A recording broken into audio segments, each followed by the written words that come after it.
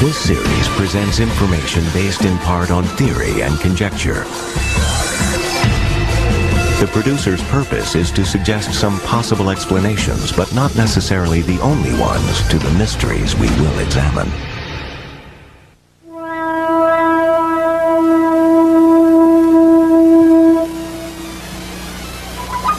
They've been reported at dusk or in the dead of night, in clearings, amid still woods and fields in lonely farm country.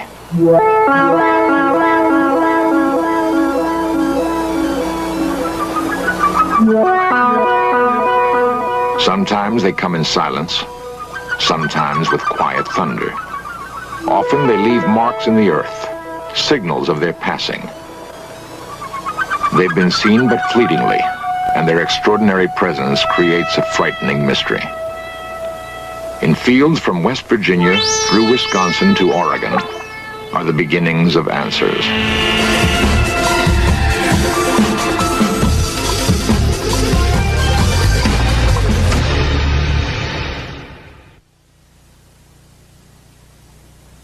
On June 24th, 1947, an Idaho businessman named Kenneth Arnold was flying his private plane near Washington's Mount Rainier.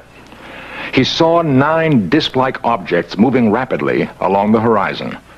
Arnold said they moved erratically, like saucers skipped across a pond. Flying saucer thus became part of our language.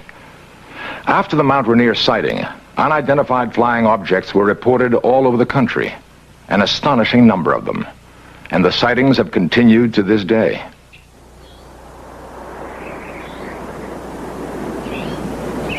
A chill morning in Mellon, Wisconsin. Quiet fields and quiet people. Yet something remarkable happened on the Mellontown Road. Something that would have seemed incredible if it hadn't happened to people as down to earth as the town of Mellon itself. How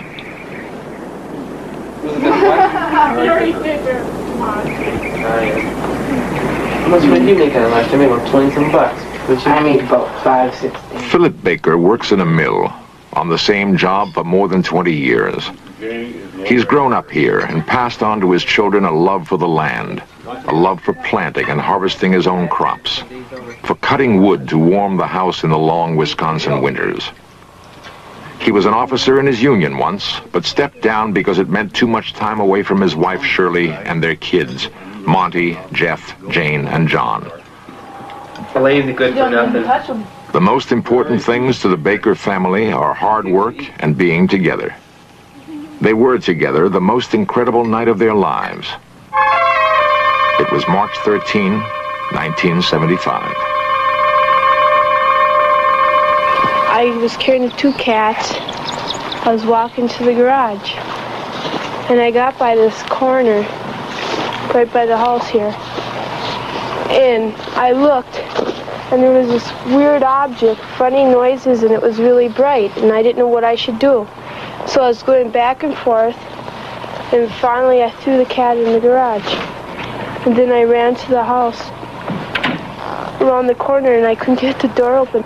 When I first saw it, I was standing approximately right here, but I couldn't get too good of a view of it because the brush and the trees are in the way. So then I went back into the house, and I got my coat on. My 2 youngest boys and Jane were following me. We went over here to get a better look at the object that was sitting on the road, and my curiosity still wanted me to get a better view of it. So we walked down. Of course, the ground was covered with snow, and my car was sitting here in the driveway. And of course, there were snowbanks on the side of the roads, and there's where I got my estimate of the size of the object, approximately 12 feet in diameter, but also with the markings in the snow. And I would judge the object at the center of it was approximately 6 feet high. It was like a turtle.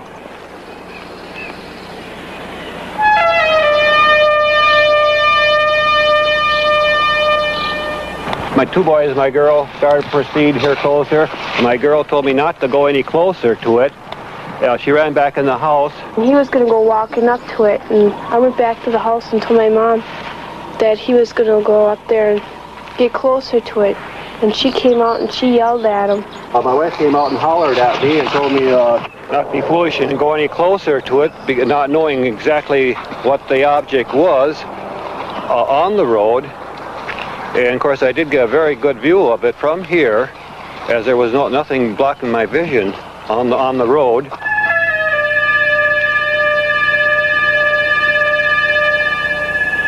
Montgomery was looking out the upstairs windows where he got his view of the object. And we went in the house and we called the deputy sheriff. And when the deputy said hello, there was a boom and it was gone. I went out and I couldn't see it anymore. The sheriff came and he saw nothing. That can be a pretty lonely feeling, to have witnessed something incredible and be unable to produce evidence. Loneliest of all, perhaps, for the Baker children. They would want to tell their story to friends at school. But who would believe them? Well, Monty, my oldest boy, he was all upset. He told my other two boys, now don't say anything. Don't say anything to kids at school. We don't want nothing of this to get out. And of course, Janie was in tears. She says, well, I know what I saw. She says, you trying to tell me I'm crazy or something? She said, I know what we saw. She said, don't try to tell me I didn't see anything, because she said, I know I saw it. And she was in tears and everything else that night. And of course, the undersheriff, I apologized when he left me off here, because I thought, well, no, we didn't find anything. He'll think I'm a little off too. And he said, no, don't forget, just forget about it. I said, well, okay, let's forget about it. No, I said, but don't tell anybody then. Matter of fact, I even mentioned him. I said, don't tell anybody. I said, just forget it then, because I said, let's drop the whole story. Mellon has a newspaper, the Weekly Record. Editor Jasper Landry knows just about everybody in Mellon by first name. I've known Mr. Baker for about 30 years, and he and his family have been here a long time. And when this story broke on the UFOs, he asked me not to put it in the paper because of the anxiety his family was being put through by callers and curiosity seekers. And so I thought that I wouldn't. And he was very appreciative. I honored his wish to not have it printed.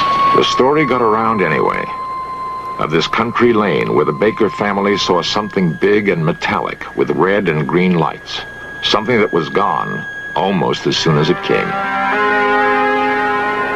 I am George Ree, Mellon, Wisconsin. I am the undersheriff of Ashland County. On this night in question, I answered a complaint of Philip Baker, and I arrived at the site and I investigated it, and I firmly believe that the Baker family did see an object. Sheriff Ree had good reason to believe Baker's story. He may have arrived at the Baker house too late to see anything there. But when he left, a second call came to investigate reported lights in the sky. Ree and 7 deputies from 2 counties raced across country roads. Sheriff Ree would sight a bright object darting in the sky, call on his radio for another car to intercept it, and the object would dart away, sometimes to briefly join another hovering in the sky. One of Ree's deputies said the light given off by the objects was so intense he could read a newspaper by it. And when it passed over another patrol car, the police radio went dead. To this moment, no one knows what it was that George Ree and 7 county policemen chased that night in Wisconsin.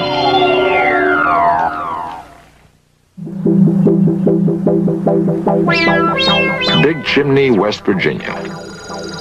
It has been suggested that the overwhelming percentage of UFO sightings occur in small towns and rural farmlands for good reasons. The view is less obstructed, for one thing. The residents are more likely to be looking up at the sky, more sensitive to the changing lights above.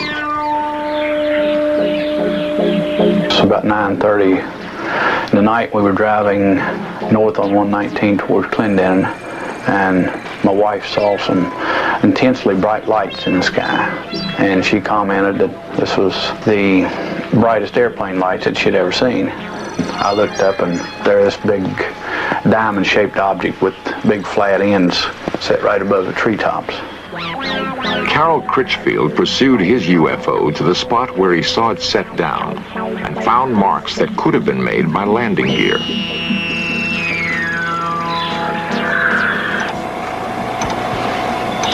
Critchfield is a foreman in a big chimney chemical plant. He's not the sort of man who is often called on to take lie detector tests. But he knows how incredible his story must sound. I'm Ian Criswell from the Criswell Security Agency in Wheeling, West Virginia. Myself and a team of investigative specialists conducted extensive polygraph testing of Mr. Critchfield. The lie detector, or polygraph, is a sensitive device for recording changes in body temperature, rate of breathing, electrical impulses in the skin, and heartbeat. Preliminary tests established normal parameters, which, if exceeded during the actual test, indicate deception. This is the blood pressure pattern, this is a skin sensitivity pattern, and this is a breathing pattern.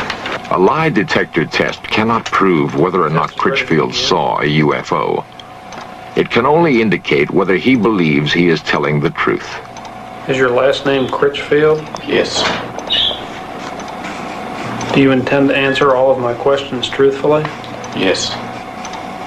Are you being completely truthful to the best of your belief concerning the object which you described and saw in the written statement describing the events of June 12, 1975? Yes.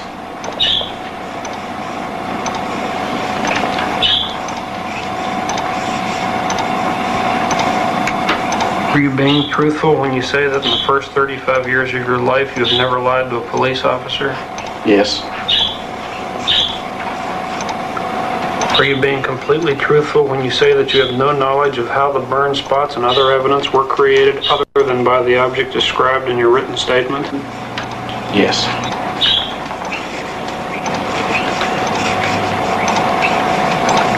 The test is now over.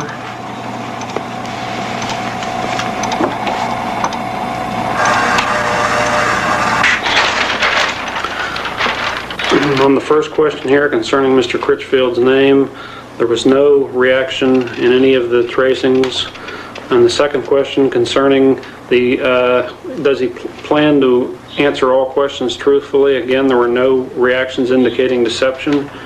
And question number 3 concerning the object that Mr. Critchfield described in a written statement previous to this examination, there were no reactions significant of deception. On the question concerning the burn spots and the other evidence left by the object, there were no reactions indicative of deception. And it is our opinion that Mr. Critchfield has told the complete truth about all statements concerning the object he cited on June 12, 1975. It would be unusual indeed if a man not noted for vivid imagination and guile could invent a story about a UFO and then control half a dozen involuntary body functions in such a way as to fool a sophisticated machine and experienced technicians. Much easier to believe that something extraordinary happened on a hilltop in Big Chimney, West Virginia. Something that touched Carol Critchfield's life and left him wondering.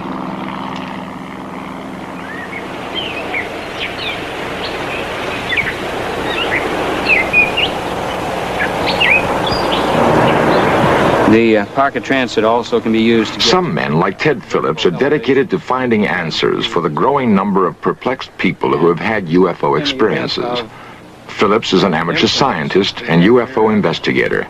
Neat little pocket penetrometer.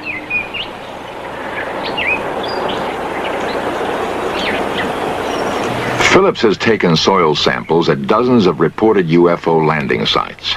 He and his fellow investigators have amassed reports of no less than 60,000 UFO sightings in the past 30 years. Many of these were fairly easy to explain. Conventional aircraft, weather balloons, flocks of geese. But more than 900 cases remain unexplained. Phillips has an important ally in his search, the University of Kansas Aerospace Science Laboratory. It is the place he sends soil samples for analysis. Dr. Edward Zeller is the man in charge.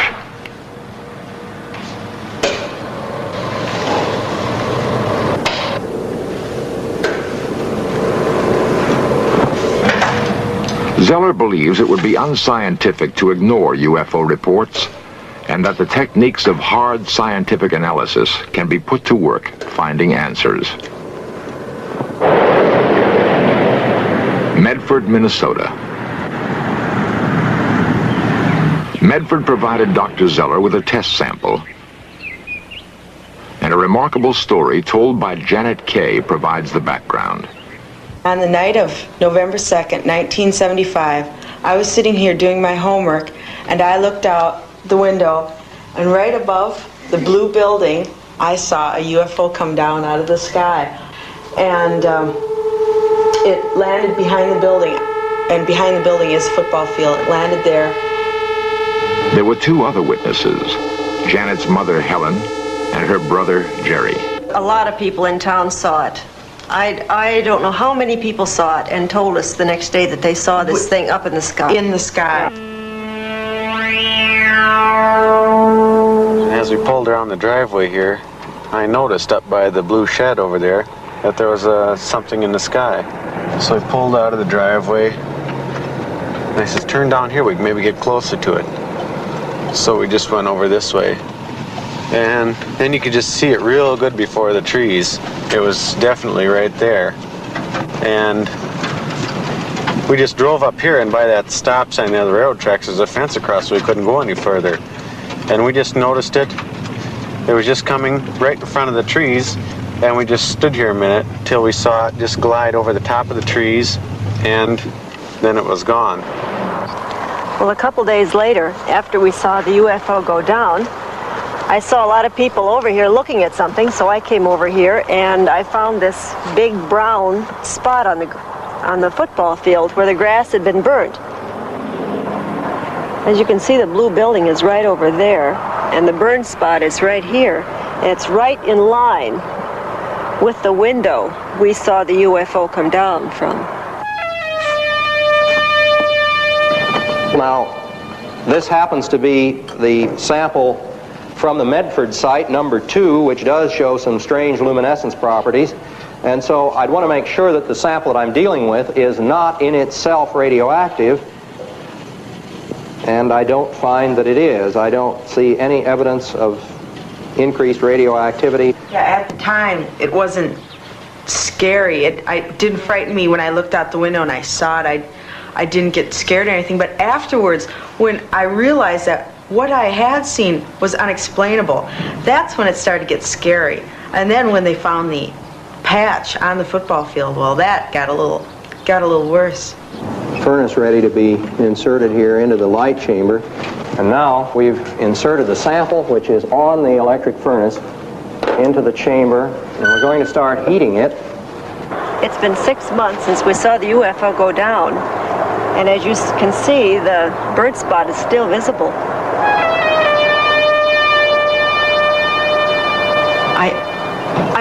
I just wish I knew what it was.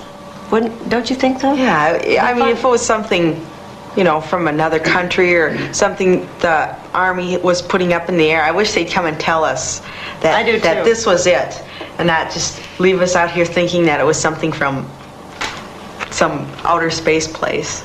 I'd be satisfied with any kind of an explanation. Well, we're going to start off here by looking then at the glow curves, which I ran about 2 months ago on the Medford site. And if we look at the curve at the center of the site, we see that there's just a very small rise here. That is, the luminescence peak is very small. At the edge of the site, as we proceed along here, at the edge of the site, we discover the intense luminescence. Now, this luminescence that we are observing is apparently the result of some sort of radiation effect. It looks, at least, as though that particular sample at the edge of the site has been subjected to some kind of high-energy radiation. If I had never seen a UFO, I wouldn't believe in it. I wouldn't believe me if I were you. Because I have nothing to show you. I can't say, you know, I saw this. I just have nothing. All you have is my word. But there is more than just Mrs. Kay's word.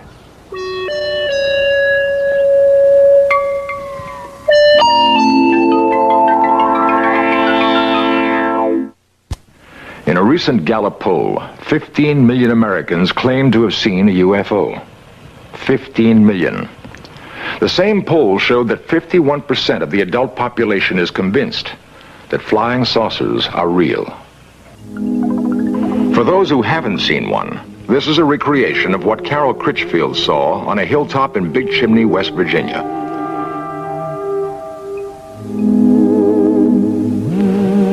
The artist used the same technique that a police artist would use in recreating the features of a suspect from the descriptions of witnesses. And this is what Philip Baker saw on the town road in Mellon, Wisconsin.